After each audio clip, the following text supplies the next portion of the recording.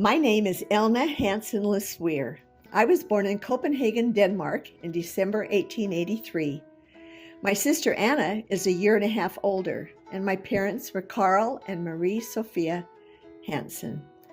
My mother died when I was only 2 years old, and I never did learn the reason for her untimely death, but a picture shows her as thin and tall with thick, beautiful hair.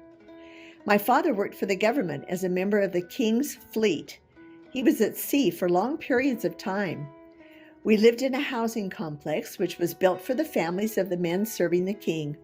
My father was a very good man, and I recall he had a good singing voice. My father remarried, and my sister and I did not get along with our stepmother. Her name was Marie Nielsen. She made us work very hard and for long hours and tried to keep us out of school as much as possible. I recorded part of my story. I dare to remember we go without supper to go to bed hungry for no reason. We never could talk in the house or sit down, only if we had some handwork to do. And we would work into the night when we were supposed to be asleep.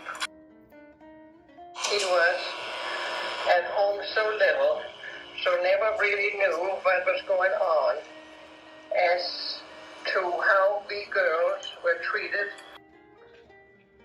We were never allowed to go anywhere or to church or have other children in to play with.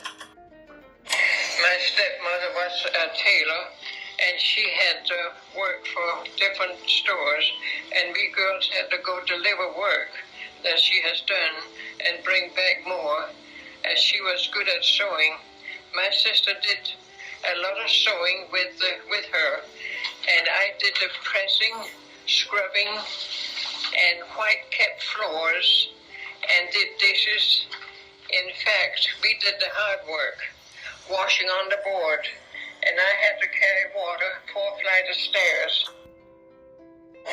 Lisa left my eyes bad, but she would not consent to have glasses. So as soon as I was able, I went to a doctor to find out and try my eyes, but already have been damaged. I have suffered poor sight all my life. In spite of that, we finished grade school in Copenhagen at 13 years old, considered good over there. So I got jobs as housemaid. You work from 5 a.m. till 11 p.m. and no time off. And believe me, you work. You work every minute. Even at that, I was better off than at home. Only my earnings had to go to my darling stepmother. She had full jurisdiction over us until we were 18 years old. However, I worked as so. In a way, I got a little money to buy a few clothes, not many. It seems that everything I got the hard way. My sister and I heard the Mormon missionaries and recognized the Church of Jesus Christ of Latter-day Saints as the true church, so we were baptized in 1900 when I was 16 and a half and she was 18. My father died in May of 1901 at the age of 46 when I was 17.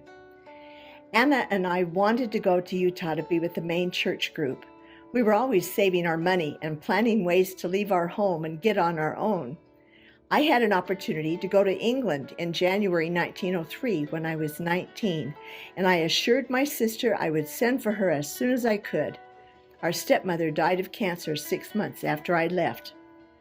I got a good job in England near Manchester, cooking for a Mrs. Strumeyer, which I wasn't very good at, but I was willing to try anything until I learned to speak English, which would help me to get a better job. I learned English well in about 6 months or less, and then worked for a millionaire by the name of Mr. Mason, with no cooking and plenty of servants. During my 1.5 years in England, I made up my mind that I must see about getting a profession, and becoming a nurse seemed to be the best I could afford. Getting my room and board and a small allowance saw me through. I had to have a serious mastoid operation behind one ear, and without a family to lean on in time of sickness, I promised the Lord that if He would see me through this illness and help me to get safely to America where I could find other Mormons and have a better chance in the world, that I would become a nurse and never forsake the poor. I kept this promise.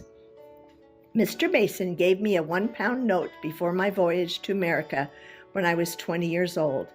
Arriving in Utah by train, I was met by a Peterson family that I had known that they lived in Ogden.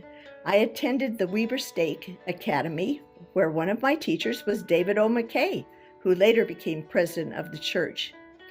I soon made new friends, found good employment, and saved enough to pay for my sister to immigrate to America and come to Salt Lake City. After she got settled, I entered the School of Nursing in Chicago, Illinois in 1907. When I received my registered nursing degree, I returned to Salt Lake City. I worked as a nurse for Dr. Wright and lived with his family in their home for many years. I was requested to go to Montpelier, Idaho to help people through an epidemic. I stayed to assist in opening a new hospital, and while in Montpelier, a nurse introduced me to William Francis LeSueur, a widower from Arizona. William had returned to Montpelier for a visit, as he had previously lived there before moving to Arizona.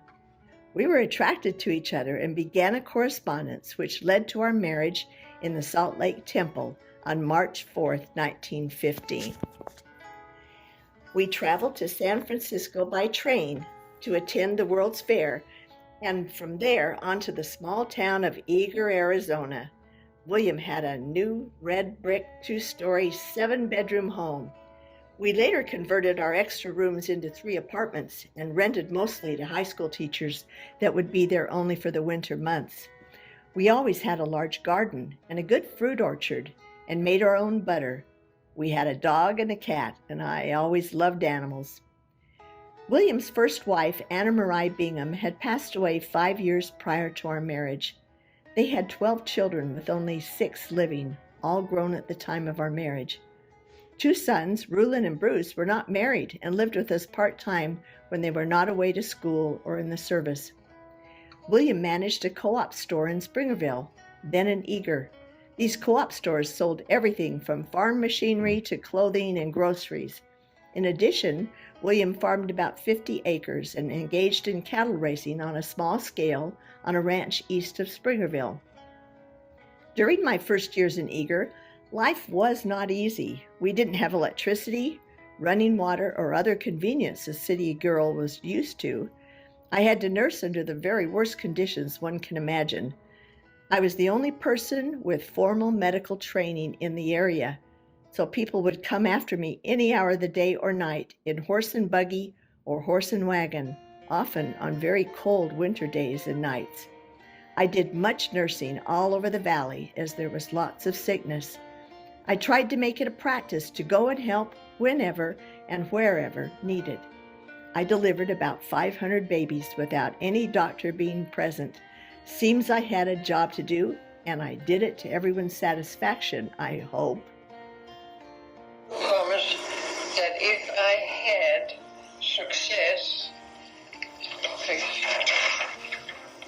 that all the credit to go to the higher authority where credit is due and everything good.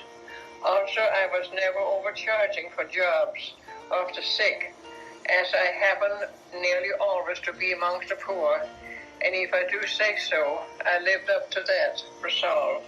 For example, during my 26 years of married time, I lived in a small town in Arizona named Eagar.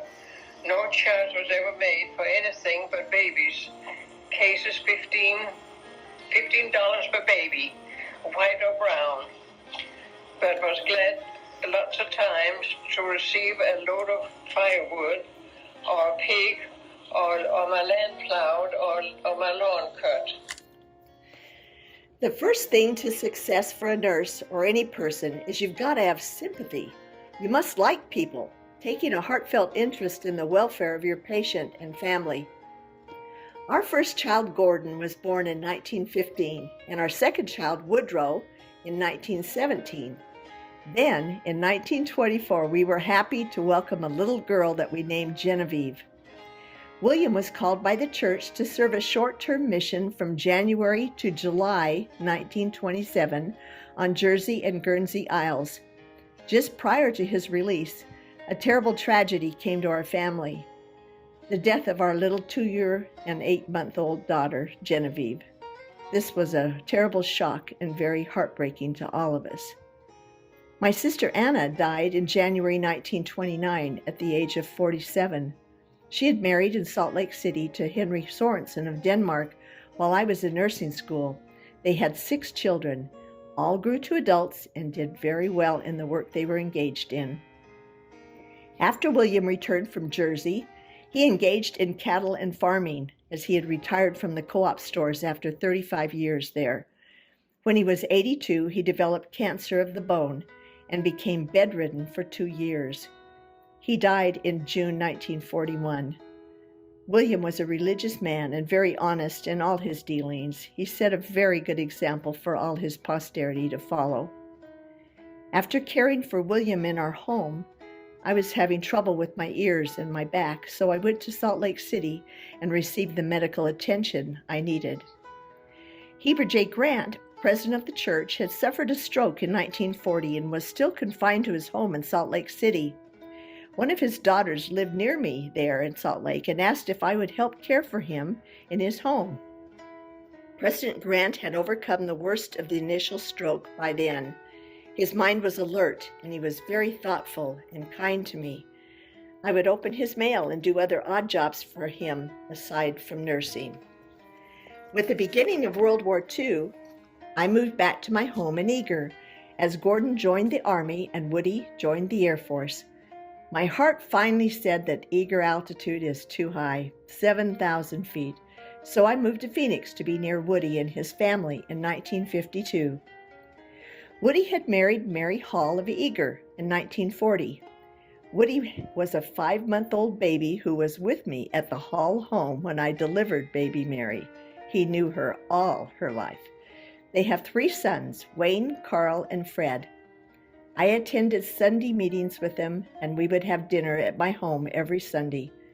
Mary developed cancer and passed away at age 49. I was determined to see my boys get an education. Woody graduated in physical education and was a high school teacher and athletic coach. He became a high school principal in Phoenix and died in 2007 at age 90. Gordon received his college degree in music and taught high school music for a few years. He married Mary Terhune in 1952, and they lived in 29 Palms and then Yucca Valley, California. He had a very successful jukebox and video game business. Gordon and Mary also had 3 sons, Brandon, Lyndon, and Glendon. Gordon died in 1996 at age 81, and Mary died in 2020. No. 2 boys, Gordon and Woodrow, 2 of the finest. People tell me so, but I don't have to be told. I know, and I also know that 6 grandsons are going to be just as fine. I hope I have not lived in vain. I had to struggle much of my life against adversity, and won. I didn't ask for wealth or fame, but I demanded to be successful. I passed away in Phoenix in 1973 at the age of 89.